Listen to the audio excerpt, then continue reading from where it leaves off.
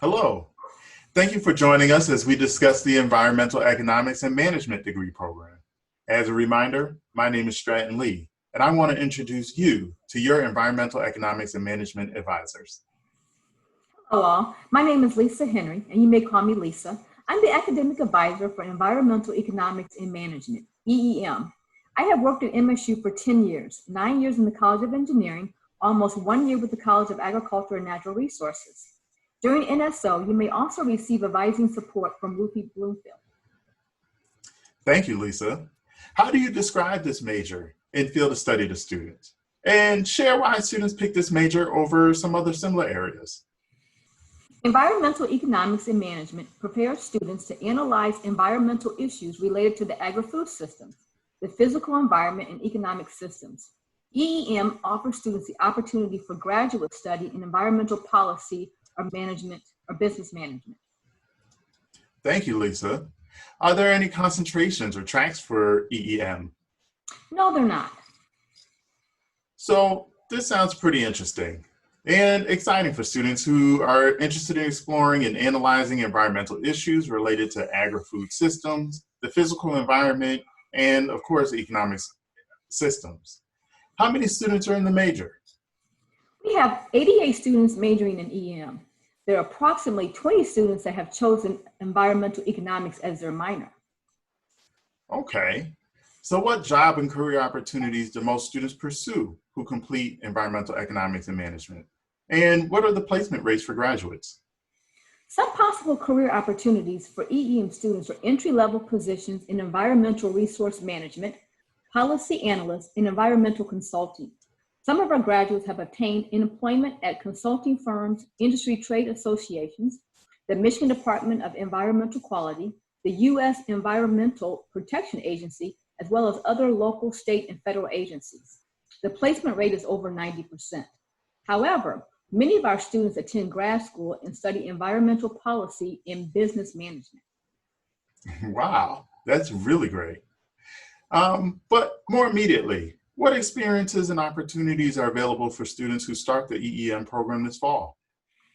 We have a student organization called the Sustainable Business Association, SBA, for students in EEM and related majors. This organization is sponsored by our department.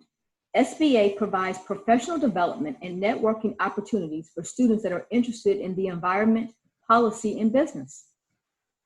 Wow, that's really cool. It seems like they have a lot to do in EEM.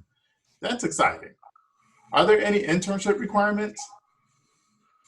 Students in EEM are not required to complete an internship for graduation. However, it is strongly recommended in order to make a student more marketable upon graduation.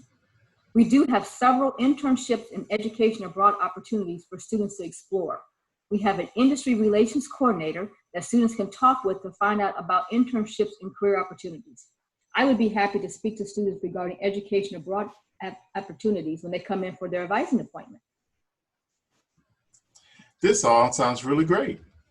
Does the major have any admission requirements or a limited enrollment? If so, can you just explain what that is? Freshmen and transfer students can declare EEM as a major. However, admissions is not granted until a student reaches sophomore status and has a minimum GPA of a 2. We are not a limited enrollment major. Okay, thanks for that information, Lisa. Tell us about the math and science requirements for EEM. Students have to complete Math 124 or higher to fulfill the math requirement. They also have to take a statistics course. EEM students must take 6 credits in science requirements related to environmental and/or food production. Okay, that's interesting. So students pursuing EEM should be prepared to take a few math classes and some science classes. So let's talk money. Are there any scholarships available for incoming students? We do not have scholarships for incoming students. All right. What about scholarships during or after the first year and for those returning to complete their degree?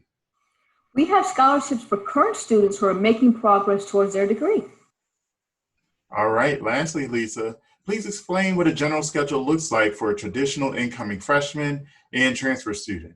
Now, prior to doing this, I just want to reiterate to all of the students that what you're going to observe shortly are general schedules. Yours will be different based on AP, IB, CLEP, dual enrollment, and transfer credits, availability of classes, and enrollment status as to whether or not you want to be full-time or part-time. Thank you for reiterating this to students.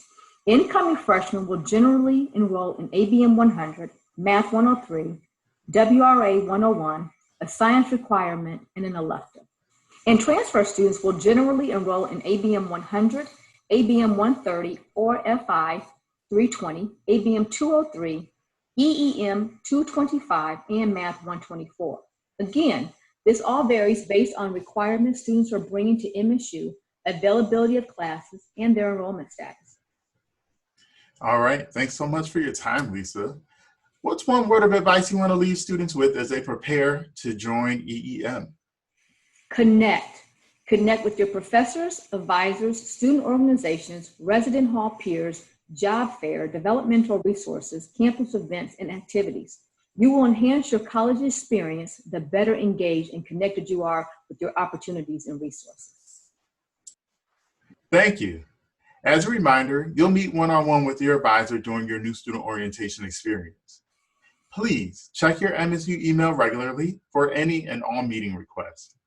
You may also contact your advisors by email, Lisa Henry, HENRYLI@msu.edu, and Ruthie Bloomfield, BLOOMF19 @msu.edu.